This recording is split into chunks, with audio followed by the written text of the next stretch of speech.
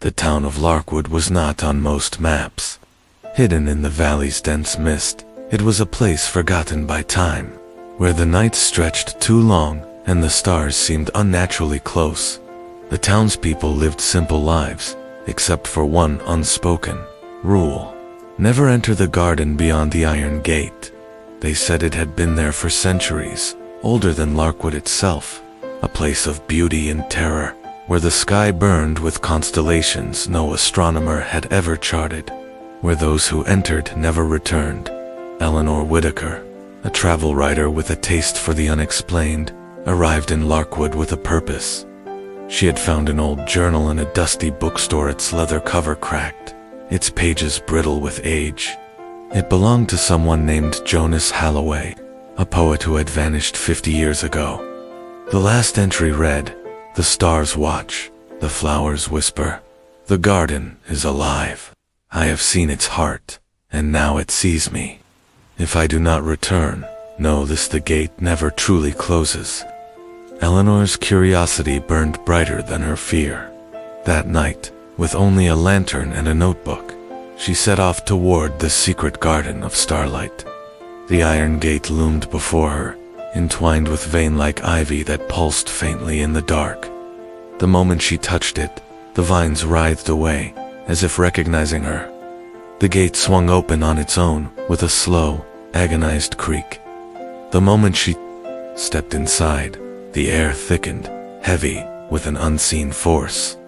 The garden stretched far wider than it should have, an expanse of winding paths and towering, silver-barked trees.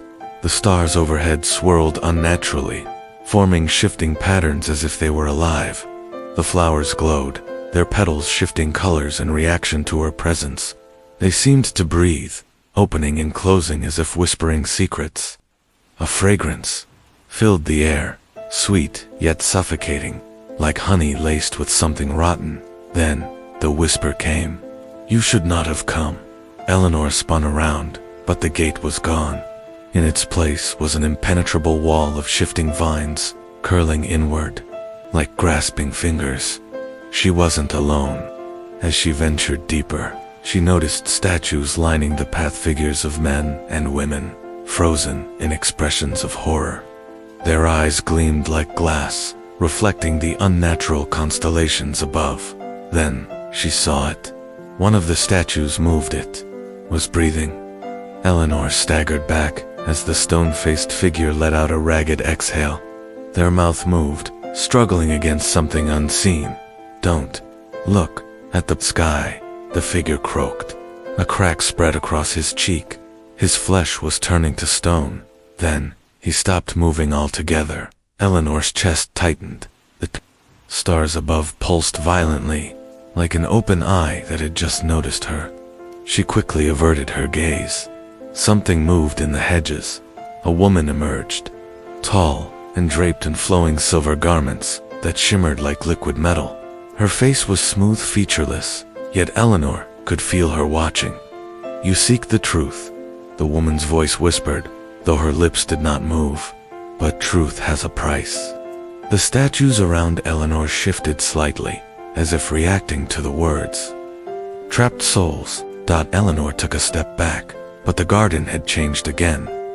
The path behind her was gone, replaced by a twisting corridor of vines, leading toward a massive tree at the garden's heart. She had no choice but to go forward. The tree stood impossibly tall, its black bark veined with silver, like starlight frozen in wood. But it was the branches that made Eleanor's stomach drop. Bodies hung from them, dozens, maybe hundreds, their eyes wide, their lips parted in frozen screams. Their skin was cracked, their veins glowing with the same eerie silver light as the stars, and they were still alive. Their heads turned toward her, all at once. "Join the starlit bloom," Eleanor screamed. The faceless woman reached out. Eleanor felt her body stiffen, her limbs heavy as her skin tingled and hardened. She realized the truth too late. This was not a garden, it was a trap, a place where the stars did not just watch, they fed. They lured souls into their embrace, turning them into watchers of the night, trapped in an eternal bloom. And now, it was her turn. Her vision blurred as the world fractured around her. The whispers became screams, twisting her thoughts. Then a voice broke through. "Close your eyes." Eleanor forced her eyelids shut. The pull of the stars weakened. The faceless woman's voice warped into a snarl. Suddenly, something grasped her hand, a cold grip, urgent and trembling. Jonas Halloway, the poet. His stone face was cracked, but his eyes were still human. "Run," he pulled her, guiding her blindly through the twisting paths. The garden howled in protest, vines lashing at her legs, statues whispering her name, then dashed the gate. It was open. Eleanor stumbled forward, her eyes still shut, feeling the cold night air rush over her as she fell onto the grass. The moment she hit the ground, the whispers stopped. She opened her eyes. The garden was gone. The gate stood before her, closed and locked, as if it had never been opened. The night sky above was normal again. The statues, the faceless woman, the tree of hung souls vanished, but in her hand was the poet's journal. She opened it to the last page. A new entry had appeared. "The garden is always hungry. It will open again, and next time it will not let you go." Eleanor staggered to her feet, heart hammering. The garden was still watching, and it was waiting. Thanks for watching, and subscribe my channel.